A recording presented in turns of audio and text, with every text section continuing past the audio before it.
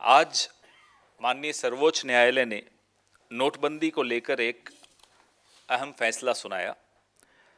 ये फैसला 4-1 का फैसला था। एक माननीय जस्टिस ने डिसेंटिंग नोट भी अपना, एक विरोध भी अपना दर्ज किया। फैसले में नोटबंदी के फैसले की जो प्रक्रिया है उसको सही ठहराया गया है। फैसले के ऊपर या फैसले के जो नतीजे निकले उस पर कोई चर्चा नहीं की, उस पर कोई निर्णय नहीं दिया। जो 1934 का आरबीआई एक्ट है उसका सेक्शन 26(2) यह फैसला सिर्फ उस पर केंद्रित था कि उसकी कोई अवहेलना नहीं हुई, उसका पालन हुआ गया। अलावा इसके माननीय सर्वोच्च न्यायालय ने न इस पर कोई टिप्पणी की कि क्या नोटबंदी से आतंकवाद कम हुआ, क्या नोटबंदी से जो करेंसी सर्कुलेशन में थी, काला धन सर्कुलेशन में था, क्या वो कम हुआ। इस सब पर कहीं कोई एक शब्द भी इस निर्णय में नहीं है। तो यह कह देना कि माननीय सर्वोच्च न्यायालय ने नोटबंदी को सही ठहराया है, मुझे लगता है गलत होगा। नोटबंदी के फैसले की प्रक्रिया को सही ठहराया है, फैसले पर कोई टिप्पणी माननीय सर्वोच्च न्यायालय ने नहीं की है। यह स्पष्ट फर्क हम लोगों के दिमाग में रहना चाहिए। जो सुबह से चलाने की कोशिश की जा रही है सरकार द्वारा कि नोटबंदी जीत गई, नोटबंदी को सही ठहरा दिया गया माननीय सर्वोच्च न्यायालय द्वारा, यह बिल्कुल गलत है।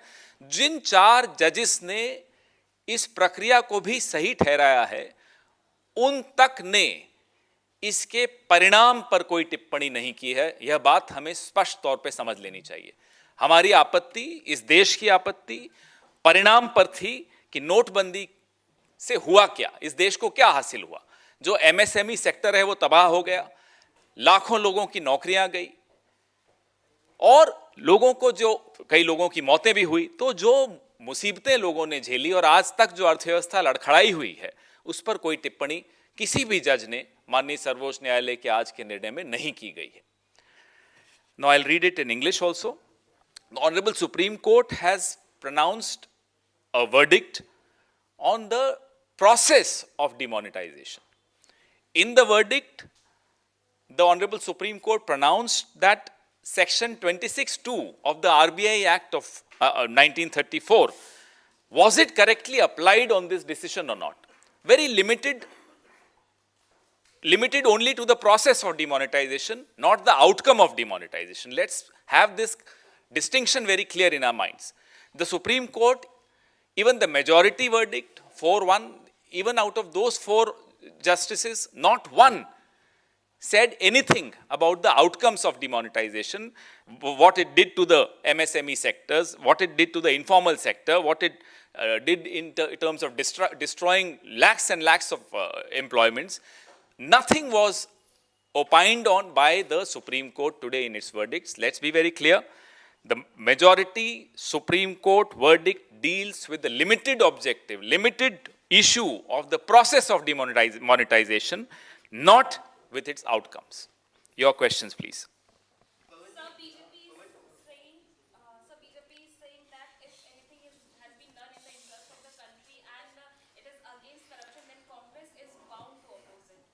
Ask them to go to Karnataka and tell us if corruption has gone after demonetization. Let's only talk about one state today because it's in news.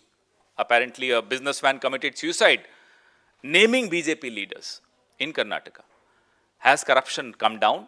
Has terrorism come down? They keep changing the goalpost the moment they are cornered. I again repeat, to say that demonetization has been upheld by Honorable Supreme Court is totally misleading and brazenly wrong.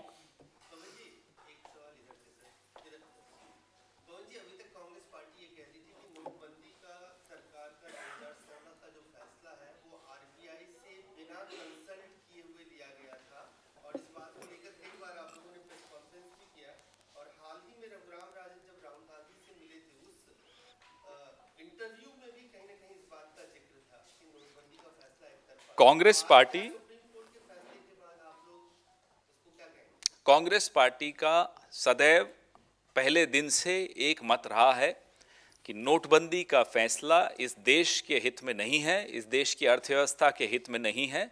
और पिछले 6 सालों में यह बात हमारी सही साबित हुई। लाखों लोगों ने नौकरियां गंवाई, एमएसएमई सेक्टर खत्म हो गया, तबाह हो गया, देश का इनफॉर्मल सेक्टर बर्बाद हो गया। न काले धन में कोई कमी आई, न नकली नोटों में कोई कमी आई, न आतंकवाद में कोई कमी आई, न नक्सल प्रभावी क्षेत्रों में कोई बहुत शांति आ गई, न कश्मीर में कोई शांति आई। तो आप बताइए, जो इन्होंने कहा था परिणाम होंगे नोटबंदी के, उनमें से एक परिणाम पर अगर नोटबंदी खरी उतरी हो तब इस पर चर्चा कर सकते हैं। कांग्रेस का मत जो उस दिन था आज भी है।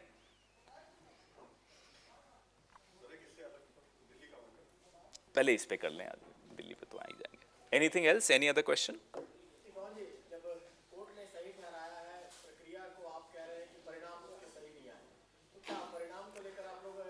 हमने प्रक्रिया और परिणाम दोनों पे सवालिया और निशान उठाए थे। आज एक माननीय न्यायाधीश ने यह भी कहा है कि पार्लियामेंट के माध्यम से यह निर्णय होना चाहिए था।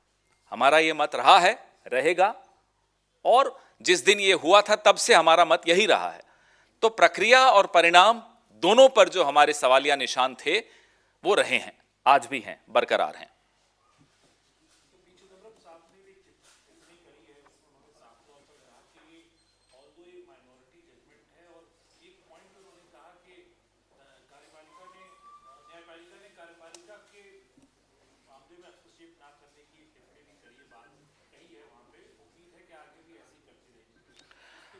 मैंने जैसा कि आपको कहा, एक न्यायाधीश ने अपनी ऑब्जर्वेशन में ये लिखा है, ये कहा है कि पार्लियामेंट को बाईपास नहीं करना चाहिए था।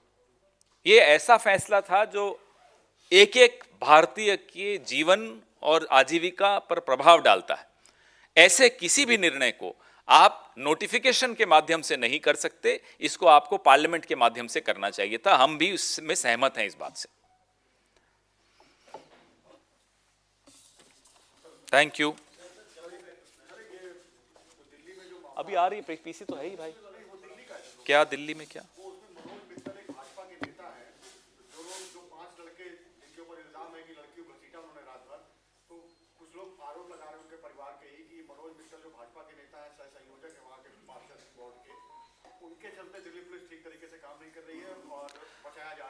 ये पहला उदाहरण नहीं होगा जब भारतीय जनता पार्टी सत्ता का दुरुपयोग करते हुए अपराधियों के साथ खड़ी हुई दिखे।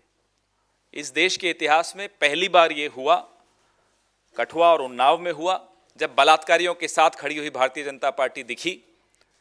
हाथरस में हुआ, लखीमपुर में हुआ, अपराधियों के साथ खड़ी हुई दिखी, आज तक दिख रही है। उत्तराखंड में हुआ, और अब दिल्ली में जो आप उदाहरण दे रहे हैं, उम्मीद करते हैं दिल्ली पुलिस दबाव से हटकर इस मामले में जांच भी करेगी और न्याय भी दिलाएगी। This is not the first time that the BJP is being seen as standing with the accused. The first time it happened was in Kathua and Unnao, then in Hathras, Lakhimpur, even in Uttarakhand, and now in Delhi. We hope that the Delhi police will investigate the matter without any interference or pressure and bring the guilty to the book.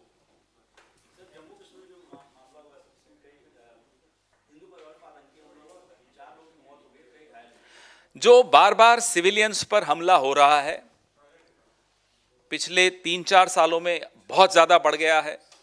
अभी कुछ दिनों पहले हमने एक press वार्ता भी की थी, मैंने ही की थी, वो यहाँ दीपावली के जस्ट बाद की थी, कि कैसे शोपियान जैसे जगह जहाँ कश्मीरी पंडित परिवार रुके रहे, ठहरे रहे, कितनी भी मुसीबत आई नहीं गए थे, अब उन्होंने भी अपना गांव, अपना घर छोड़ दिया।